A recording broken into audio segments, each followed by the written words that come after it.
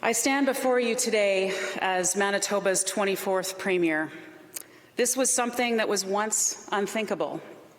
I reflect on the many people who have paved the way to make this possible, and I promise that our government will embrace their values of equality, inclusivity, and understanding. Heather Stefanson puts pen to paper and officially became Manitoba's first female premier. Stefanson took to the podium and listed her top priorities. She says advancing reconciliation, addressing the surgical and diagnostic backlogs, improving education, rebuilding the economy, and focusing on the labor shortage were her main focuses. Our government will take immediate action to address these challenges.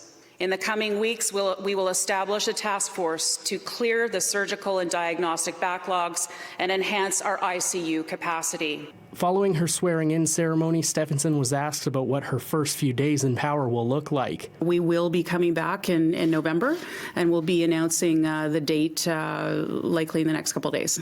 Stefanson says she will shake up her cabinet but won't rush into making any moves. She plans to speak to her party members on Wednesday and is already in the works of setting up meetings with the Chief Provincial Public Health Officer for advice on tackling the ever-growing fourth wave. We have to balance that with what this means about, if it's looking at lockdowns and things like that. I don't want to be looking at that, and so we're going to take any measure we can to ensure that we remain open, and we want to make sure that those businesses can remain open and running. Stefanson addressed reconciliation as a main focus of her government over the next 2 years. Indigenous leaders have been vocal about what they see as PC leadership failings in the past. Stefanson says she has strong relationships with local leaders. Our government is committed to listening and learning from First Nations leaders, elders, and Indigenous families as we advance reconciliation together. The day slightly overshadowed by actions taken by losing candidate Shelly Glover as she continues to contest the result.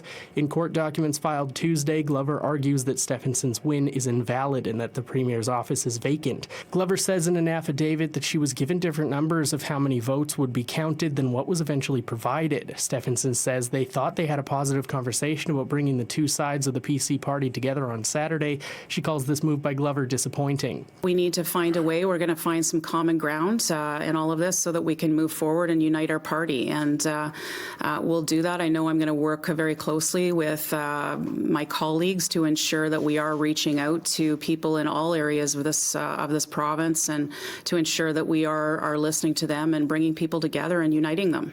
In an interview with City News, Glover alleges the votes didn't add up and that due to an error in continuous monitoring of the ballots cast, an entirely new election would need to be held, as she says a recount could no longer be accurate. It was a sad day. I was disappointed.